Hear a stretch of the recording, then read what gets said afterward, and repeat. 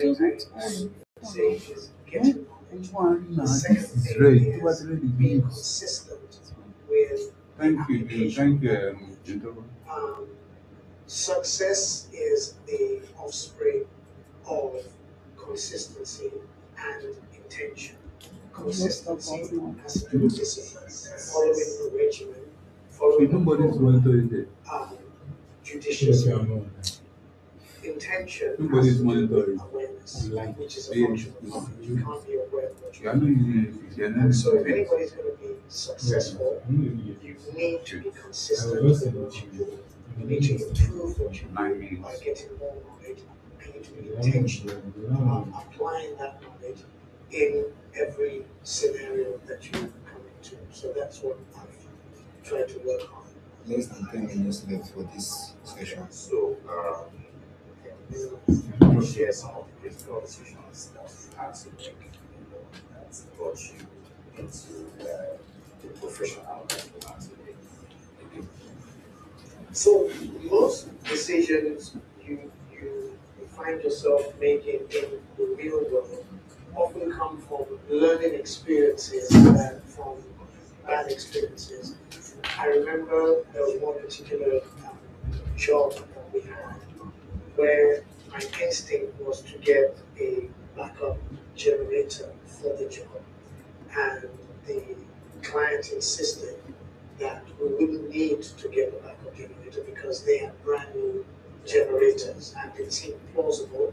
So in spite of my instinct, I decided to go with that. Long story short, the generator failed. Cable, they were using too small cable for the load they were trying to put, and the cable, it burnt, and the generator failed. It was a huge embarrassment, and I learned that your instinct, especially when it's being home, is a voice you should always pay attention to when you're working. So that's one thing, my instinct. But again, instinct has to be guided or tension with knowledge. So industry knowledge, understanding the environment, understanding the cultures, and knowing when to stand your ground. At a certain point in your life, you need to be able to decide this is what this type of this. Not everybody is going to agree with it. Not everybody is going to be willing to pay for the value. But it's just as powerful to say no to some circumstances as it is to be able to say yes to some. So knowing when to say no, knowing when to walk away, knowing when to push forward have been things that I've learned over time. Its standards are critical. Let me take you back just a little to the knowledge gap question. So, in this industry, I think we even talked about it earlier. In this industry, there are a lot of people, maybe they've done one project and they're now discussing somehow and things in a much bigger project. And there's so much money. They buy years, which is a good thing. But then the manpower, the brains that run that thing is not really available. I believe balance this kind of situation. There need to be a lot more platforms that actually teach information that is relevant to sub-Saharan Africa. When I say relevant, we have peculiarities in our culture and our environment. Some I call limitations, some peculiarities, for instance, equipment storage. We live in temperatures that under normal circumstances, if you can't keep whether it's your screens, your lights, or your speakers inside the container. So, and then having the wherewithal to air condition those things is expensive, what people don't realize. So sometimes when you have the misfortune of going to a place equipment is being stored, you you can't imagine that that equipment is actually used for For events in events, the yeah. century. And this is all part of the knowledge gap. Mm. It's information. It's being able to train people on the very basics from cable management. Mm. You still find a lot of people um, trying to store cables by that thing where they roll them under their Yeah, yeah, sleeves, and yeah. they're, especially for signal cables, they're The damaging the cables get cable, damaged. and they don't. So knowledge, information, platforms that actually teach the practicals of what it takes to have a production, then the different positions that take place in a production suite. So from your production manager to your technical director, creative director, stage designers, stage managers, show callers, show directors. These are all positions that people don't realize exist, and they have specific roles. So there's so much that needs to be transmitted in terms of information, or Yeah. transferred in terms of information Yeah. and knowledge. It's a lot of work, and platforms like this are great, Okay. but we need so many more. I appreciate that. I appreciate that. So we need more schools. We need I more mean, schools yeah, or training programs master that are classes. reachable, and our people like free stuff. So one of the discouragements is when you say there's a training course and they have to pay. But if you're serious about Your doing this, craft. Yeah. and you can make a career out Out of of it. this, then you should be willing to pay For it. for that knowledge. Yet I it shouldn't agree. be too expensive. But in order for it to be on par with what pertains everywhere else, there's a value that you should be willing to pay for. So if you're interested in being an event professional, you must be willing to put your money where your mouth is. Absolutely. Not everything is going to be free. Yeah, yeah, yeah, yeah. So one of my friends says this. He say, whatever is free, you cannot determine the quality, and so whatever you get, you just manage it. So if you really want value, you must be willing to part with something for it. What I would say is that something can be free for you, but trust me, it costs somebody something Something. somewhere. Absolutely. So Absolutely. really, is anything really free? Nah. Someone is paying for it. Yeah. Okay. Salvation is free, but it costs a heavy price. Yeah, yeah. Let's talk about the projects that you've done recently. I think looking at the Spotify event. So walk us through your process. How did you, from inception to delivery? Just briefly walk us through that process. Okay, so I'll tell you what typically happens, and then I will tell you how we sort of work that process. So typically, a client will come, and I don't want to mention names, Yes, because yes. we're dealing with something specific, but you know yourselves. They will show up and say, okay, they have this project coming up, and they want me to come on board and manage the production of it. And typically the question goes, okay, what sort of budget are we looking at? And there's a budget. Now, the way I prefer to work is to do a recce before we start talking budget. Because in the recce, that's where the client actually begins to disclose what they want. As again, somebody sending you on paper, this is what we have, what can we do? And then you get to the venue and you find out it's totally different. Yeah. So I avoid as much as possible sending in quotes or budgets before we have the recce. So once we do the recce, we look at what is required. From a technical direction point of view, we spec out the equipment, and then we say, okay, this is what you're going to need basic. And then we now look for what are the peculiarities about this event. Do you have somebody who is coming up, or you want the person to make a dramatic entrance? Yeah. Are there special effects that are coming into play? Because again, those begin to frame what the narrative for the event is going to be. So we have a basic narrative, Yeah. and then we now start looking at how we framing this event. What are we structuring into the space? We have the event design that then comes in. We now have to match the design with the venue. Yeah. Does this work? If you have things that need to be rigged, do we have rigging points? What's the load bearing capacity? For this And space. so with that, there's always a bit of give and take in terms of what can work. Yeah. Then we want to look at the event sequence. Okay. What happens first? What happens next? Generally, we want to go from the lower energy elements and build to the higher energy elements if it's a concert.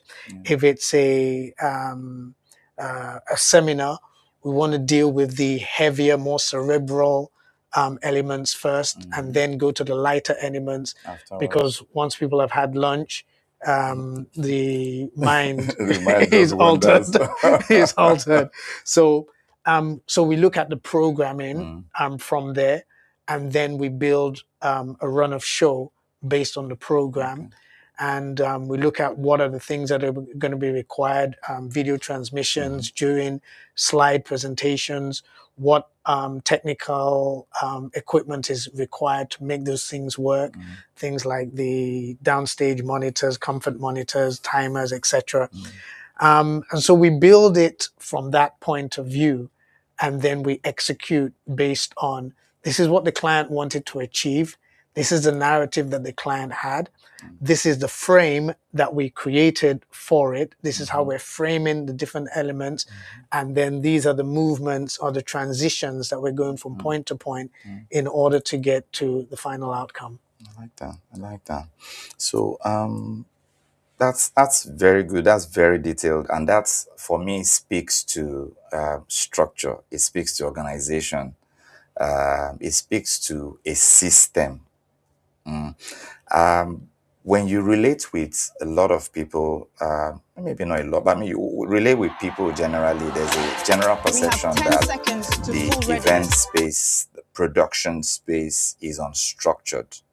Now, for the kind of system that you run with the things that you've highlighted and outlined right now, it speaks to a structure. So I'm curious to know what kind of structures have you put in place to keep Lucere running? Okay, so broadly, I will have an operations team, and that is tiered. When I say tiered, I have my apex operators. Those are people that have been with me for long enough for me to be able to leave the event with them and move somewhere else. And then I have the admin personnel. So you have, when I said operations, you have different tiers, A, B, and C. And then you have the admin personnel who sort of organize the information and disseminate that information so people know what to do. Now, within the operations team, we have protocols or processes. One of the challenges I find we have in this environment is that so many businesses are built on a personality or personalities. So if that person or those people are not available, everything shuts collapses. down. Yeah. That's a very short-sighted way to build anything that you want to last. If you want something to last, you have to build structure around processes, not people. And if you want it to bear weight, then you need to have multiple systems that can carry the different weight. So regardless of who I have running an event, the process for developing a run of show, the process for setting up the space, the process for cable management, which I'm extremely OCD about, is maintained throughout. So anytime I walk onto set, it doesn't really matter who I have running the event. I expect those things to be in place. maintained. Yeah. And you find that when you begin to break it down, even when you speak to clients and they realize that you actually have a structured process for an event, for instance, I will tell them that if you want to have a major conference, you need about 18 man hours to set up the venue and to do your checks or your dry run before you actually. When I tell them 18 man hours, I'm not talking about 18 hours. I'm talking about in a 24-hour period, at least 18 hours need to be dedicated for that Just for that setup. part. Bearing in mind that you can't have people working 24 hours at a stretch Exactly. and expect them to still be able to function when your conference starts. So when I explain that to them, a lot of people are taken aback that one, I've broken it down to such a specific number. And two, I can then explain if you want it done quickly, you need maximum manpower working optimally for those 18 hours to get your venue. And within those 18 hours, you need a minimum of 6 hours dedicated to your dry run and whatnot. So when you're able to present a structured argument, it's a lot easier to overcome a lesser argument of, oh, we don't want to pay for the venue for an extra day, or we don't have the budget for this. Then let's lower our expectations on what we can achieve by the time we move into the venue. I really like that. I would have loved to go deeper into that area, but I'm not sure we have so much time. But let's talk about budget consideration. Budget. Where do event organizers mostly commonly overspend, and where do they usually underinvest? I think the overspend often happens with food and beverage, especially beverage, because those are sort of status elements within the event. And then, of course, there's decor. Um, we tend to be a little over the top with our decor, so much so that there are many events that the decor actually competes with the engine That or the runs the product that events. runs the event. So it's a bit like you build an aircraft and you're so focused on the upholstery and the interior of what the And aircraft you leave looks, out the engine. and let's take some parts of the engine out The because plane is going nowhere.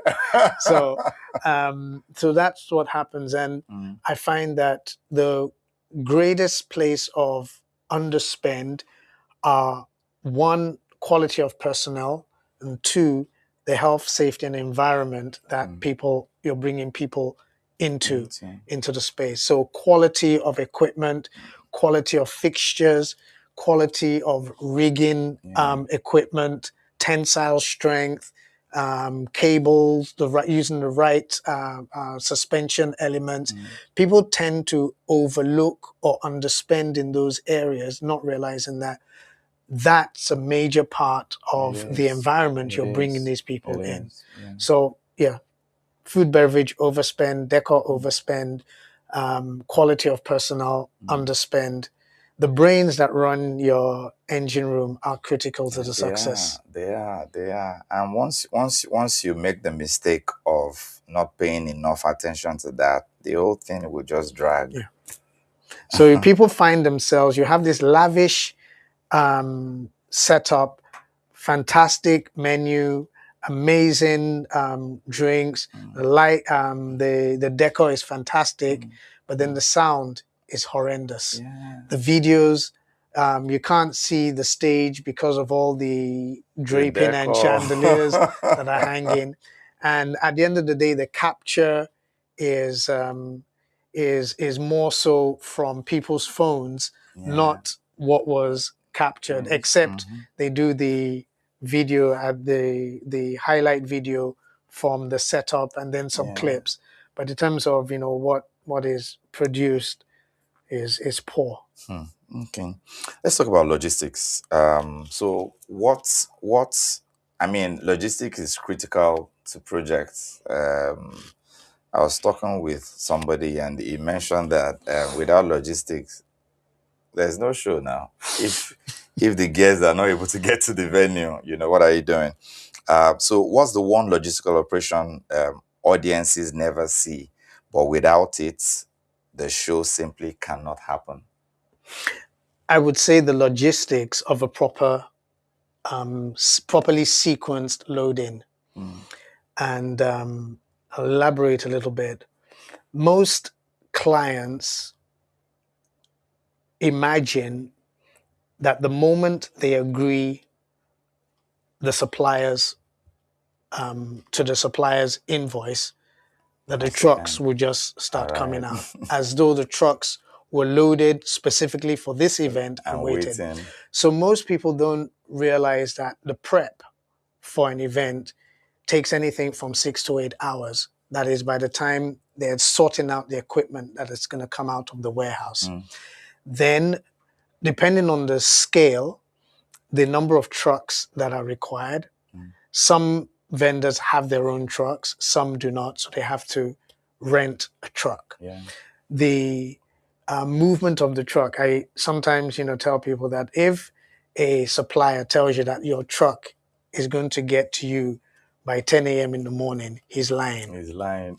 And they ask me, how do I, why will I say, because no truck moves after 6 a.m. in the Exactly. morning. So if the truck is not at your venue by 6 a.m., that truck is not It's coming. not It's coming. not coming It's not until coming until until maybe about 7 p.m. 7 p.m. in the evening, Mm-hmm. because of how trucks move. Yeah. So the time you make the decision to agree with the supplier, if you've not given yourself the lead time that Mm, is required for prep, mm, loading, and the movement of the truck, you're going to be disappointed on event day. mm. So that understanding of movement in Lagos State, I think heavy trucks can only move between 9 p.m. and And 6 a 6 a.m. Yes. 6 a.m. That's Mm. the time. Some smaller trucks might get Be able away to. with it, Yeah. but after 7, you won't find the trucks moving within the Mm.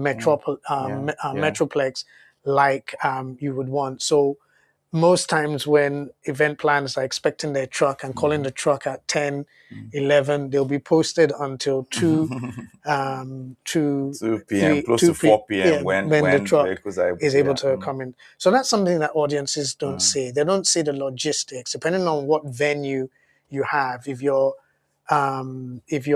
venue is on a higher floor in a mm. hotel or building, then the logistics of moving your equipment into the loading bay, which most of the time can only take one One truck at a truck at a time, time. Yeah. and then the time it takes to load the truck into the service lift, which is a Mm, limited space. mm, Then, if there's another venue event that is loading out at the same time, you have to wait. mm. And sometimes that could be anything from 3 to 5 hours. Okay, I mean, I've had an experience. I think it actually happened last year, but I've seen similar before, where at a particular venue, we were our own team were billed to move in at about 11 p.m. Unknown to us that the event was ending at 11 Yeah. p.m. So, So event ended at 11 and the venue is upstairs. It's like, I think, second floor. mm, So they needed to clear out the entire, I mean, guys did not move in until about 4 a.m. no, that's what will happen. And a lot of times the client will say, but they finish their event at 10. Yes, but they need to load out. Load Mm-hmm. down, that's assuming everybody, especially again, their stage set, Yes, yes. decor, and branding, assuming they are there to break it down. You find that you will need to start running around looking for For their them, yeah, suppliers to to, actually to start start pulling moving, everything to down and start moving out. striking Yeah. down. Oftentimes there's no senior um, event planner or person on ground to At that oversee them, time, so yes. they're left to their devices, they're left to their own speed.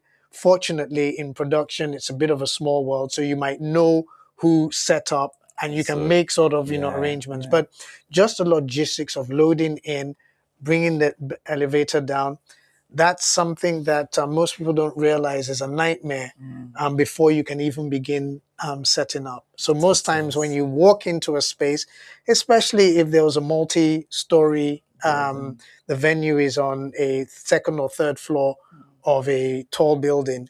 When you walk in and you see the place looking nice, you need to give a round of applause Applause to to the the people that team made it happen. that set it up. Because they had been through so much. Yes. Okay. You're still watching Backstage Pass. If you're just joining us, please, Dr. Yemi is here and he's dropping lines, he's dropping heavy nuggets, things that could help us, have a better industry. These things that can help you or help me become a better professional in this space. So, drop your questions. Dr. Yemi is going to take questions very soon. Drop your questions in the comment section. Whatever it is, also take notes, like, share, and subscribe. Don't let anybody distract you. Focus so that we can enjoy this, all the way. Let's go to secrets, backstage secrets now. So, why is production management important in an event or show? I know we more like spoke about it earlier, but just briefly, why is production management important in an event or show? So typically, if we look at the development of an event, you normally have the concept, the idea, then you have the planning, and then you have the assemblage of the vendors or whatnot.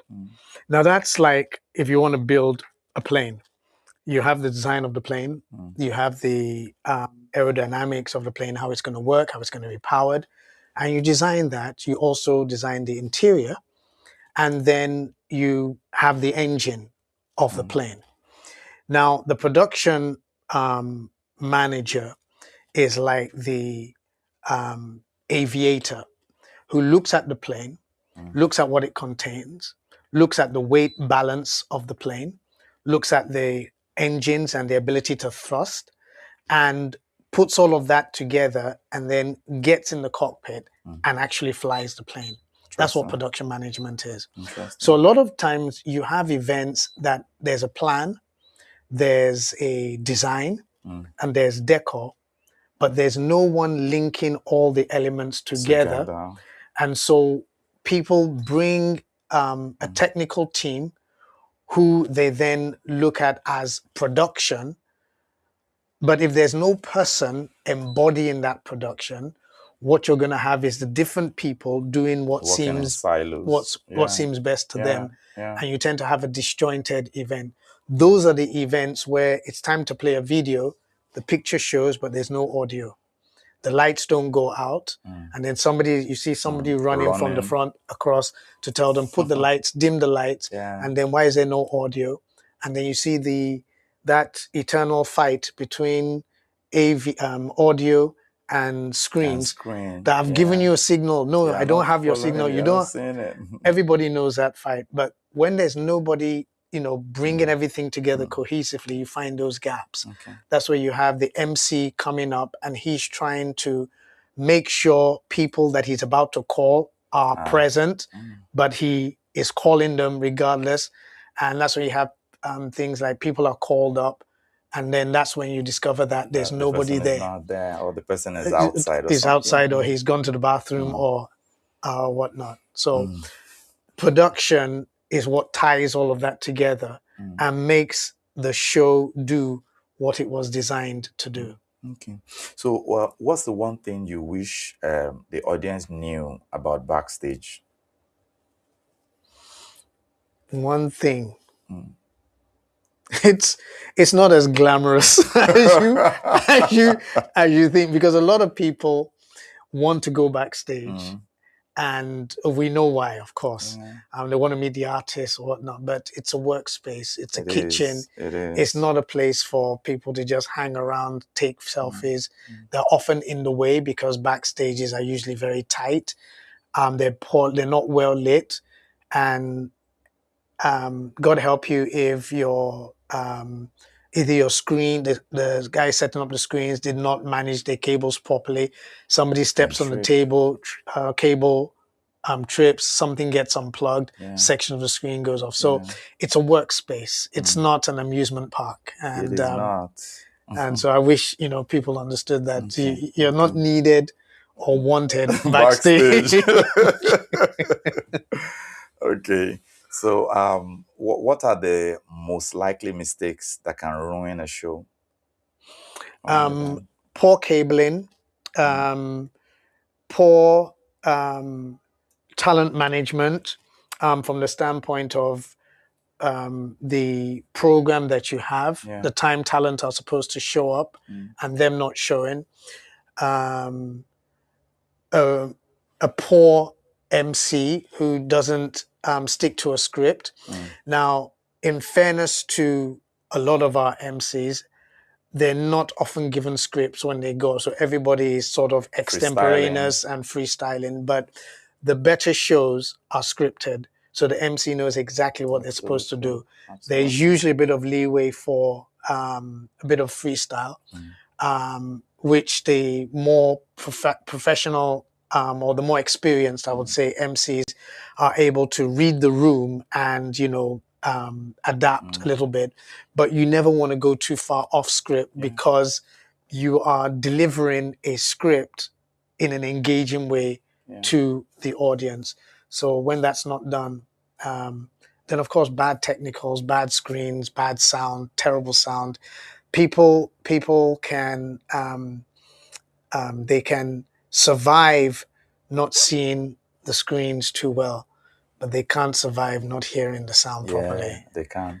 So poor audio, poor microphone management. Microphones come on stage and they've not been tested, or the front of house were not given a notification as to which microphone. So the person is speaking and the mic is not working. Yeah, these are things that ruin shows. That's interesting. Okay, so now, how do you feel when what was rehearsed doesn't come out exactly the way it was intended, yet the audience applauds? It's usually very painful for me. And we are most definitely going to have words backstage. Yes. There's going to be a robust conversation when I get backstage. Usually it's the small details that are the difference between good and great. Between that was interesting and that was awesome. Wow. Yes. Wow. Exactly. It's usually the small details. The timing for when the special effects go up. The synchronization between the sound effect and what's on screen. The point at which whether you're using pyros or sparklers, them all firing at the same time at the right height. There's nothing more painful to the soul of a producer than for you to have your gerbs fire and two of them are this high and then one of them is this high and then one of them is spluttering. you literally want really to put bad. your hands around someone. So these are things that many times the audience doesn't know, but from a picture point of view, I remember there was one particular concert where an artist was going to make an entrance and we're going to use smoke. We had a smoke machine to sort of create that mystique. And there was supposed to be two of them. And I had requested for two, and I'd been informed there were going to be two. And there were, in fact, two, but only one of them was connected. Oh, no. So it was an iconic moment. Everybody loved the artist appearance and they was cheering everything. But I could not see past the fact that there was only smoke on one side. On one side, well, the other was just, oh God. So every time I see the picture or I see the video, your mind just goes back to that moment. It's like, pain. why? It's pain. Yeah. So yes, it's always painful. It could have been better. I get that. People, don't always realize that the difference between incredible experience and good show is measured in millimeters, inches, and microseconds. Yes, absolutely. That's what it is. Okay, guys, so we're going to go on a short break. And when we come back, we're going to questions. I see that we already have a couple of questions for Dr. Yemi. Please, we'll be right back. We have 10 seconds to full readiness.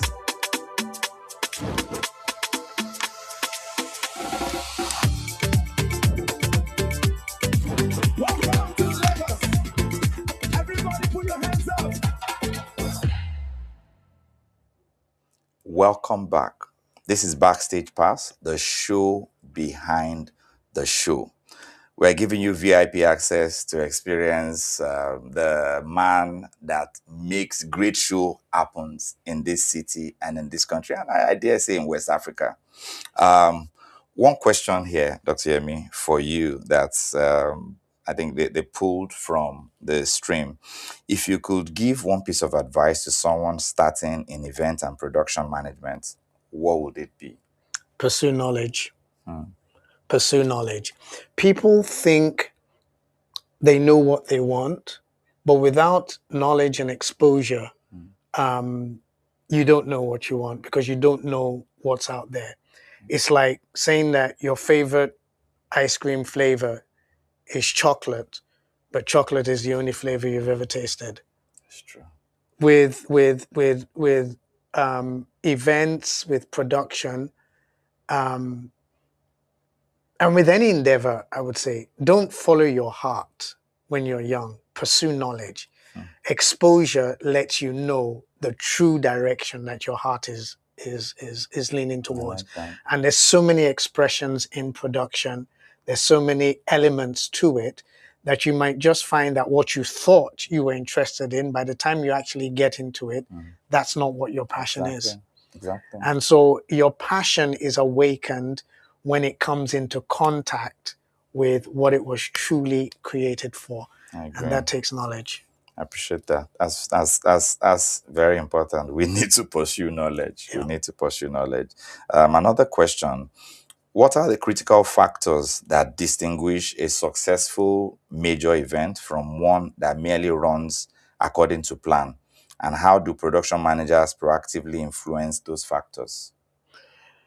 So the intent, it starts with the intent. What was the event designed for? What was the objective? How well can you match that need?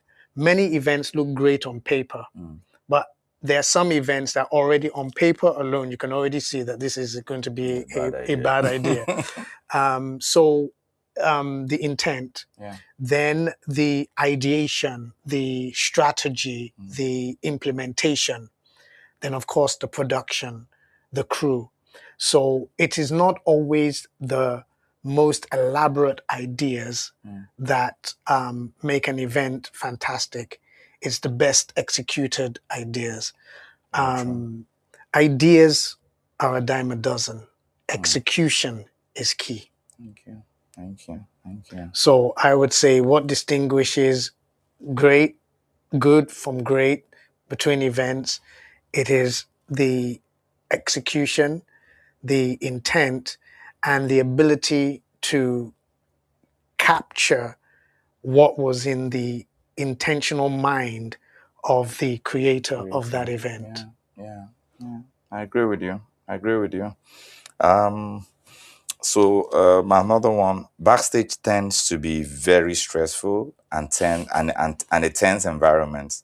How do you manage emotions and stress levels so they don't get in the way of doing the job? That's always something that is part of the psychological requirement of a backstage or a stage manager, somebody who's managing that space. You need to be somebody who can read the atmosphere before it becomes too aggressive. You need to be able to manage the personnel that you have. You need to be calm. You need to be thoughtful. You need to be quick thinking. So you deploy whatever tool is best suited in the moment. Sometimes it's humor. Sometimes it's empathy. Sometimes it's being strict. Sometimes it's being quick, decisive. Reading the impending moment and anticipating the likely fallout, and then being a step ahead is critical if you're going to be backstage. Because yes, it is stressful. It's a high performance environment. There's not a lot of wiggle room. There needs to be a lot of trust between the team that's working, because there's not always time for politically correct niceties and greetings. So if I'm working with SA backstage and I need a microphone, I'm likely to say SA mic now. Yeah, It's not going to that's be it. SA sir. Can I please? Can I please No, get? that's too many. That's too That's many, too many words. That's too many words. The moment And may so have passed. we understand, and so egos have to be put aside Yeah. from the team, and use the tools that you have. Nice. Okay, so what skills matter most for growing in this industry?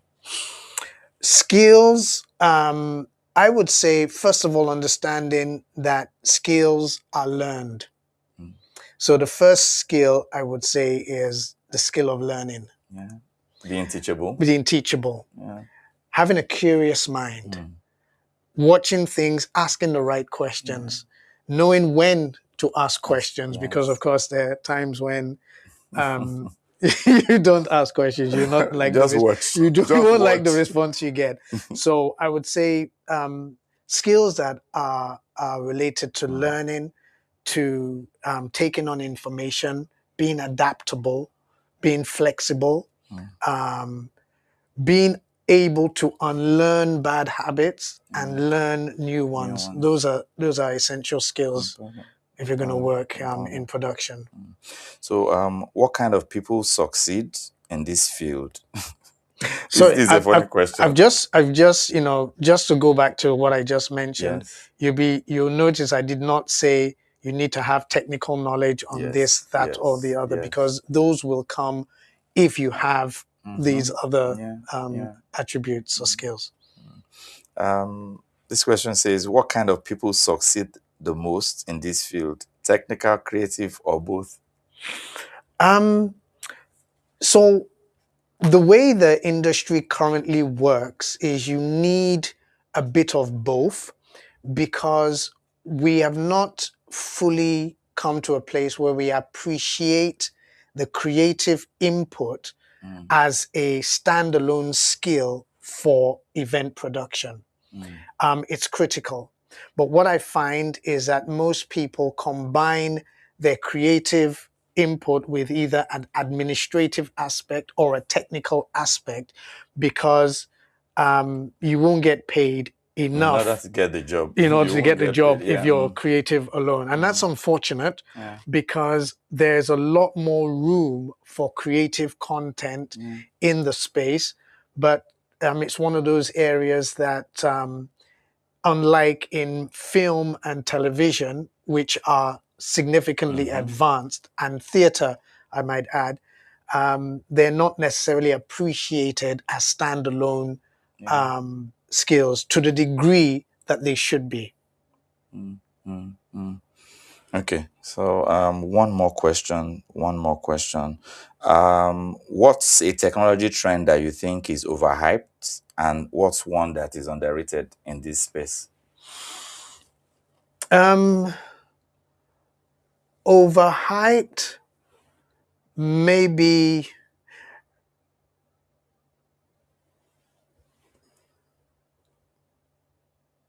from a production point of view, maybe it's going to be event management tools and programs. I can see the admin people brandishing their knives. But when there are many programs that help with when you have meetings and you're sitting down to discuss.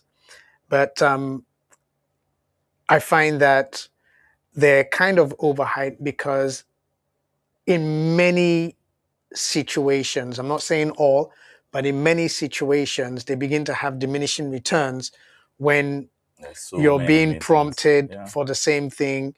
You're Oh, being wow. prompted like on the same points Yes. every week. The same points are being Yes. discussed. Yes. Then you have multiple WhatsApp groups that you are invited to, and the same points are being discussed. So much Mhm. so that when you want to say something, you're not sure which of the many groups you're supposed Groups to you're supposed to say something say into. something on. Yeah. That's overhyped. Underrated, I would say the advent of AI programs that go beyond search engine application and go into actual creation, ideation, information. I think those are somewhat underrated Yeah. because people have extreme views on AI. They either, on one hand, think AI is all about fake videos, or on the other hand, they think it's about the Terminator type Yeah. That's coming to machine take over the take world. over the world.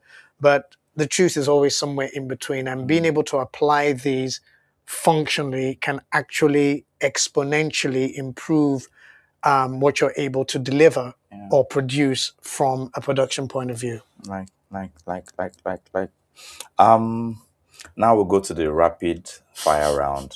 Uh, and Okay, so in this, get ready, right? let me adjust myself. So for this one, when I ask you a question, you need to answer with just one word or one sentence, Okay, except otherwise stated. Are you ready? I'm ready. Let's go Okay. for it. All right. So, what's the one thing audiences never realize is happening behind the stage during a show? Madness. Madness. Madness. Absolute madness. Madness. Organized chaos. Nice. So, which is harder to manage? An artist, a client, or the crew? It depends. It's between client and artist. Okay. Um, I would lean more towards artist because if you've done your job, you've managed your client to a point where they understand. But artists are coming in, they sort of many times they're just parachuting into a scenario and they want a certain degree of control that's not available from when they come on stage, etc. So I'll say artist. Okay, artist. So, one event production habit you wish would disappear forever.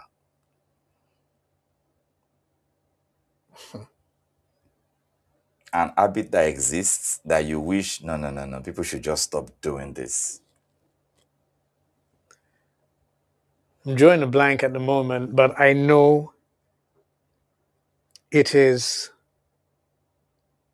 bad cabling. Well, that's Dr. Yemi. Bad cabling. In fact, I will say it again, bad cabling. Bad cabling. In fact, as I'm saying it, all my insight is coming alive like bad, disorganized cabling. Okay.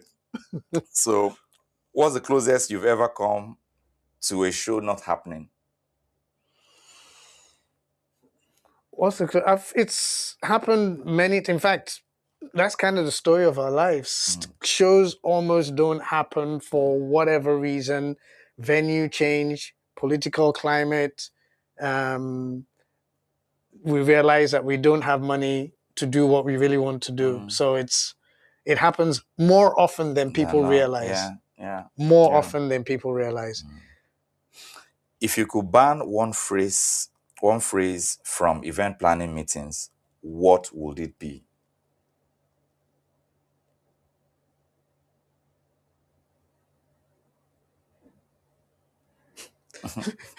We'll make it work.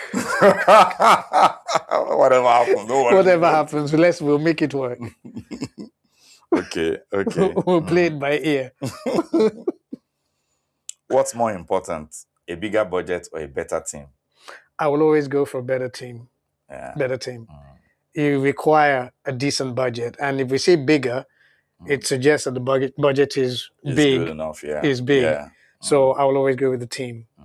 Better team. Better team. Better people can do more with less. Yes, absolutely. Absolutely. Which role in event production is the most underrated? I have one in my mind. I would say between technical direction and program management, because people tend to look at stage manager, tend to look at show director, even show calling is underrated. In fact, I would put show calling and program management in the same bracket. in the same bracket. So I would say those two: technical director, the role that that person plays, and the show caller. I was going to say, if I'm allowed, I was going to say the cable manager. Yeah, but that person. that's part of technical direction. Yeah. That's part of it. Yeah. Okay. So finish this statement. A great show is impossible without A decent producer. fantastic. What's the biggest mistake first-time event organizers make? Underestimating the spread of spend. How it's supposed to be spread in order to have a balanced. Yeah. Should events prioritize audience experience or sponsor satisfaction? I would always go with audience experience because sponsor satisfaction should come from the audience experience. So audience experience, that's every show producer is looking to transform attendance into experience. Every sponsor wants people to experience their brand.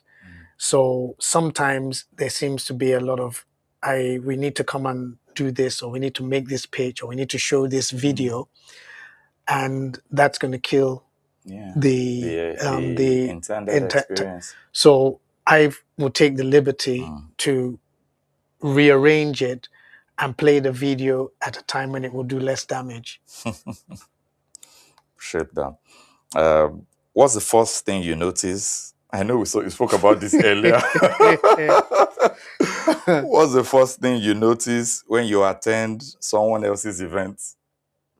First of all, it's going to be symmetry and alignment in terms of stage positioning, speaker positioning.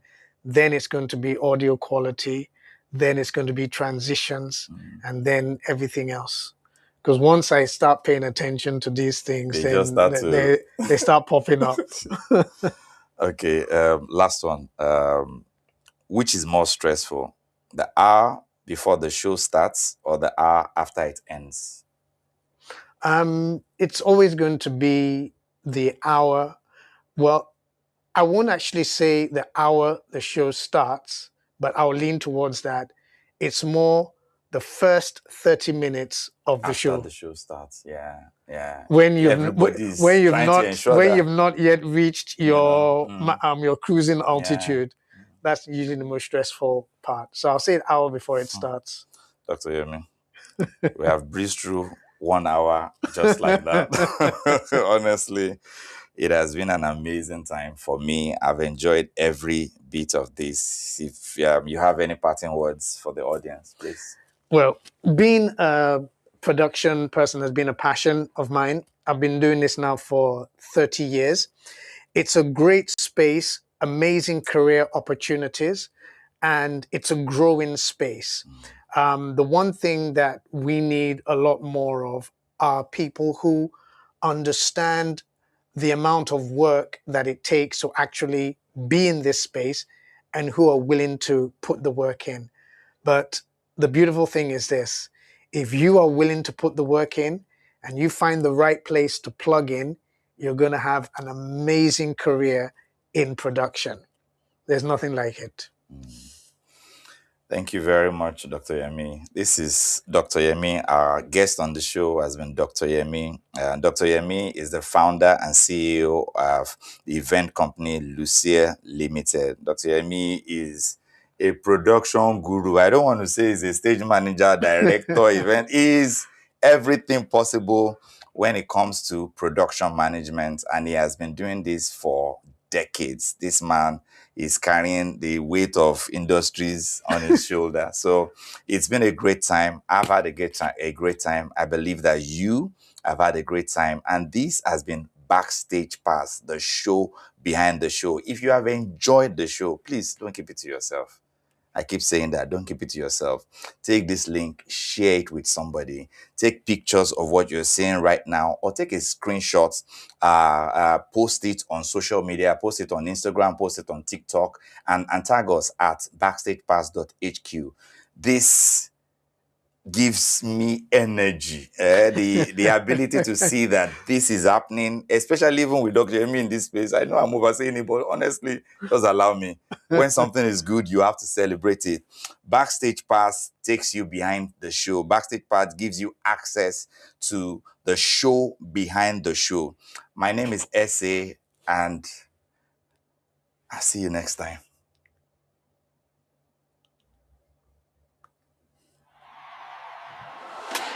We have 10 seconds to full readiness. The voice will come.